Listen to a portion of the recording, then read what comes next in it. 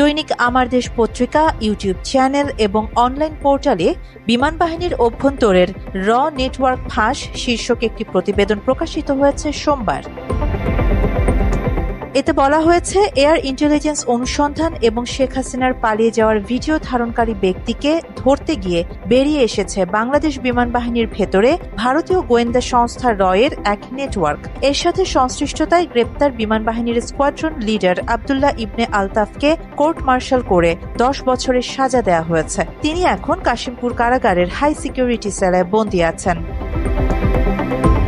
এ বিষয়ে আন্তঃবাহিনী জনসংযোগ পরিদপ্তর ISPR সোমবারের এক প্রতিবাদ লিপিতে জানানো হয়েছে, বাংলাদেশ বিমান বাহিনীর 6 জন উচ্চ পদস্থ কর্মকর্তা air vice marshal MA Awal Hossain, air vice marshal Zahidul Saeed, air commodore Mohammad Aminul Haque, group captain Abdullah Al Faruk, group captain Mohammad Shamim, wing commander Saeed মোহাম্মদকে বিদেশি গোয়েন্দা সংস্থার সঙ্গে সংশ্লিষ্টতার অভিযোগে শনাক্ত করে বাধ্যতামূলক অবসরে পাঠানো হয়েছে।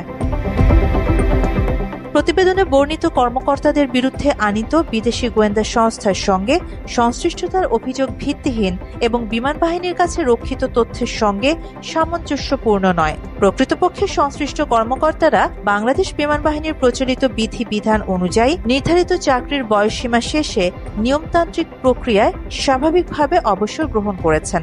এ তথ্য ISPR কর্তৃক নিশ্চিত করা সত্ত্বেও ওই গণমাধ্যম কর্তৃক এই অসামঞ্জস্যপূর্ণ তথ্য প্রচার করা হয়, যা অনাকাঙ্ক্ষিত। মাত্র 30% টাকায় জমির মালিক হয়ে নতুন বাংলাদেশের গড়ে তোলার স্বপ্ন দেখা বাংলা বসতি। একইভাবে প্রতিবেদনটিতে আরও দাবি করা হয়েছে, ফ্লাইট লেফটেন্যান্ট রিফাত আশরাফি ও ফ্লাইট লেফটেন্যান্ট তাসিফ সুরি নামক 2 কর্মকর্তাকেও একই বিদেশি গোয়েন্দা সংস্থার সঙ্গে সংশ্লিষ্টতার অভিযোগে বাধ্যতামূলক অবসরে পাঠানো হয়েছে। বাস্তবে এই 2 কর্মকর্তাকেও ভিন্ন প্রেক্ষাপটে বিমান বাহিনীর প্রচলিত আইন ও বিধিমালার আওতায় যথাযথ প্রক্রিয়ায় অবসর প্রদান করা হয়েছে, যার সঙ্গে এই অভিযোগের কোনো সম্পর্ক নেই।